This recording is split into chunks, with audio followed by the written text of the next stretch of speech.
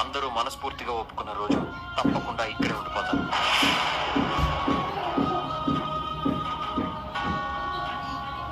సర్లేరా, ఇప్పుడు ఆ గొడవలన్నీ ఎందుకు?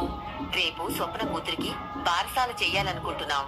మీరిద్దరూ దగ్గరుండి మీ అన్నయ్య వదినలతో కలిసి ఈ బారసాల జరిపించాలి.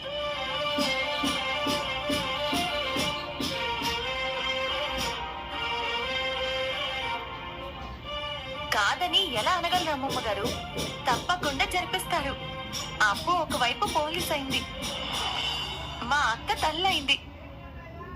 ఈ ఆనందమైన క్షణాల్ని గ్రాండ్ గా సెలబ్రేట్ చేసుకోవాలి కదా.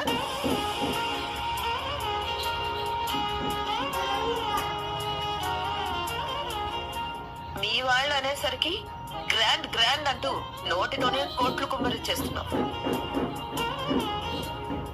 కానీ మా దగ్గరకు వచ్చేసరికి గుడి ముందు ముష్టి వాళ్లకు వేసినట్టు చిల్లర వేస్తారు. అదేంటత్తయ్య అలా అంటావు?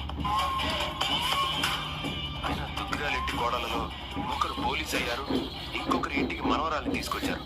అలాంటప్పుడు వాళ్ళని సంతోష పెట్టడానికి ఈ దుగ్గిరాల కుటుంబం ఏమైనా చేస్తుందని చూపిస్తేనే కదా ఇంటి పరువు కూడా నిలబడుతుంది. చాలా బాగా చెప్పావు రాజు. పరువు గురించి, ప్రతిష్ట గురించి రుద్రానికి ఏం తెలుసు, కానీ మీరు అనుకున్నట్టుగానే జరిపించండి.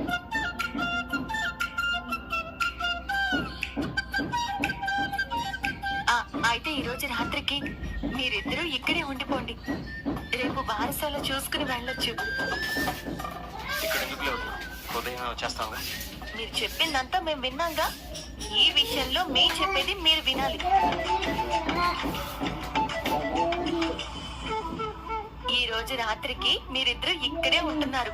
అందరం కలిసి రేపు బారసాలని సంతోషంగా జరిపిస్తున్నాం. ఇదే ఫైనల్.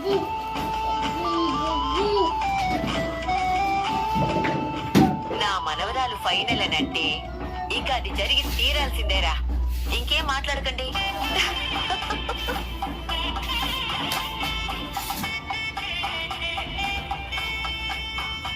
నా కూతురికి వీళ్ళంతా బారసాలు చేయించడం ఏంటి మామ?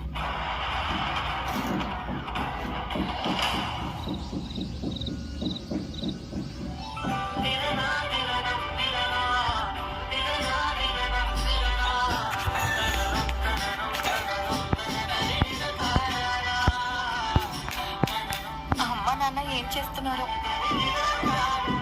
ఏముంది, అమ్మ పెద్ద నోరేసుకుని నాన్న మీద అరుస్తూ ఉంటుంది. నాన్న మౌనంగా వింటూ భరిస్తూ ఉంటాడు. నాన్న మౌనంగా వింటూ భరిస్తూ ఉంటాడు. ఎంత అరుచుకున్నా వాళ్ళ మధ్య అన్యోన్యత ఎప్పటికీ అలాగే ఉంటుంది. భార్యాభర్తలంటే అదే కదా, రోజు గొడవ పడుతూనే ప్రేమ చూపించుకుంటూ ఉంటారు.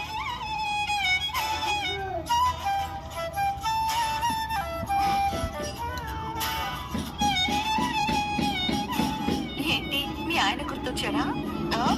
ఏ, నీకు మీ ఆయన గుర్తు రాలేదా?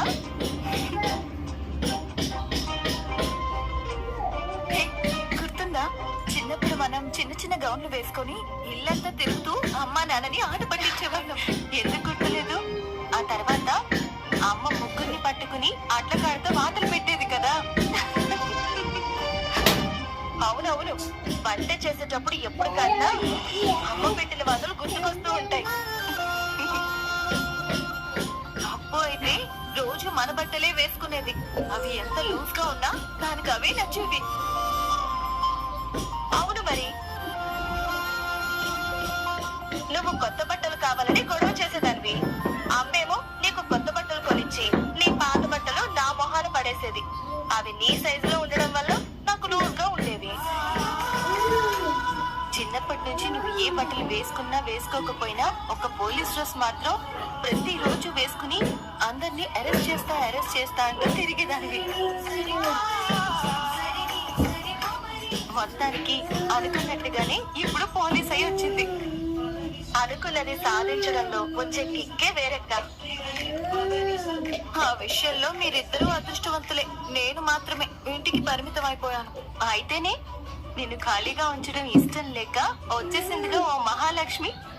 దాంతో నువ్వు ఫుల్ గా టైం పాస్ చేయొచ్చు.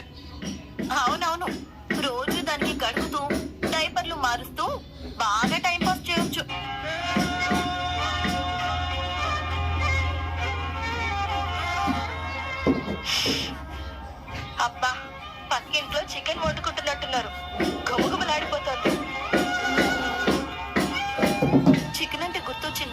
అమ్మ వారానికి ఒకసారి చికెన్ చేస్తే నాకు అది సరిపోదు, రోజు కావాలని నువ్వు మారం చేసేదాన్ని గుర్తుందా? గుర్తుంది. అమ్మతో గొడవపడి నేను రోజు చికెన్ చేయించేదాన్ని, నాకు మిగలకుండా మీరిద్దరూ తినేసేవాళ్ళు. చివరికి నాకు ఎముకలే మిగిలేవి. ఫైట్ నేను చేస్తే ఫలితం మీరిద్దరూ దొబ్బేసేవాళ్ళు.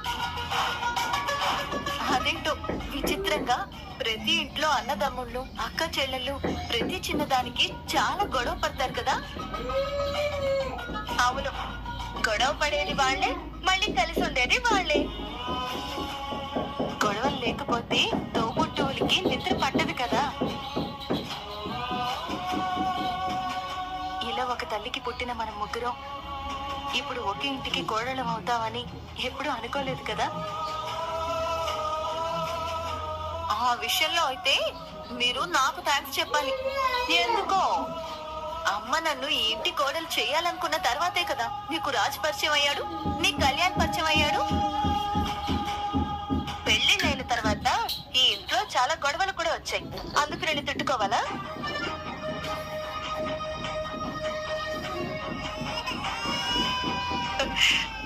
అదిగో పిలుస్తుంది మీ మహాలక్ష్మి, పరిగెత్తు. అమ్మో, మధ్యలో నిద్ర లేచిందంటే ఏడు పాపనే అవ్వదు. వెళ్ళు.